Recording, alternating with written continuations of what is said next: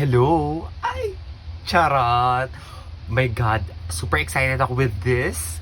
I finally have the Boya microphone. I got this last 9/9. This is me still without any mic on. This is the mic at ilalagay ko na siya ngayon sa aking phone.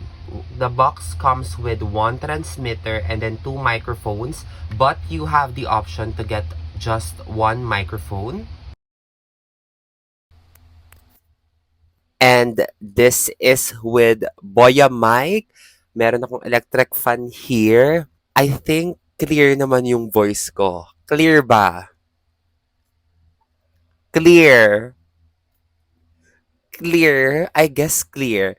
And ito yung naka-open na yung noise reduction. Mas gusto ko yung naka-open yung noise reduction kesa hindi kasi sayang naman yung function kung hindi ko i-open yung noise reduction, di ba? Hindi ko pa to china-charge since nung natanggap ko siya. Bakla ito na yung electric fan, naka-open yung mic ko, and yeah, naka-number 2 siya. Woo! Ayoko! Naikot siya talaga, legit naikot siya. Hello, hello, mic check, mic check. Yes, I have the Moya mic. So, makikita nyo, gumaganto na rin ako or lalagyan ko siya ng anik-anik. But the main reason that I bought this is because natanggal na kasi sa CapCut yung noise reduction feature. It is only available sa mga pro user.